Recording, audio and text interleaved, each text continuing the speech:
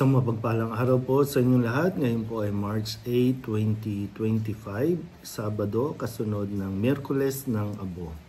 Ating pong unang pagbasa at pagninilay sa araw na ito ay hinango mula sa aklat ni Propeta Isaías, chapter 58, verses 9 to 14.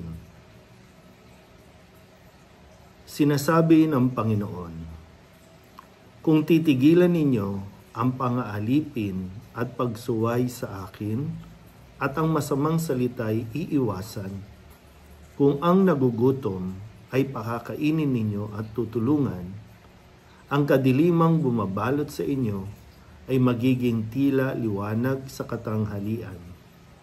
At akong Panginoon, ang siyang sa inyo'y laging papatnubay. Lahat ng mabuting kailangan ninyo'y aking ibibigay, at palalakasin ang inyong katawan.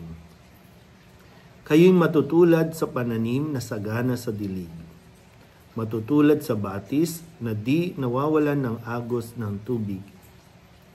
Muling itatayo ng mga lingkod ko ang kutang na durog, muling itatayo sa dating pundasyon. Makikilala kayo bilang tagapagtayo ng sirang muog, mga tagapagtayo ng wasak na mga bahay. Sinabi pa ng Panginoon, inyong igagalang ang takdang araw ng pamamahinga. Huwag kayong gagawa ng inyong gawain sa araw na banal. Sa araw na ito'y mamamahinga kayo't huwag maglalakbay, ni gagawa o maghuhunta ng walang kabuluhan. At kung magkagayon, ay madarama ninyo ang kagalakan sa paglilingkod sa akin. Bibigyan ko kayo ng karangalan sa harap ng buong daigdig at lalasapin ninyo ang kaligayahan sa paninirahan sa lupaing ibinigay ko sa nuno ninyong si Jacob.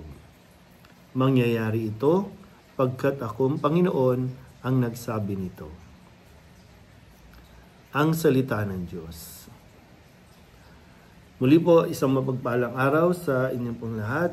Tayo po ay nagsimula na ng ating paglalakbay ng 40 araw na paghahanda para sa mga mahal na araw na ating pong kung saan ito ang pinakarurok ng ating pong liturhiya ng ating pagdiriwang. At sa mga araw na ito at sa mga susunod pa ay tayo ay paaalalahanan ng ating unang pagbasa sa kung ano ang mas mainam o nararapat gawin, dahil nga marami sa atin talaga ay marami mga nakagawian ng gawin kapag panahon ng Kwaresma, lalong-lalo na pag sumapit ang mga mahal na araw.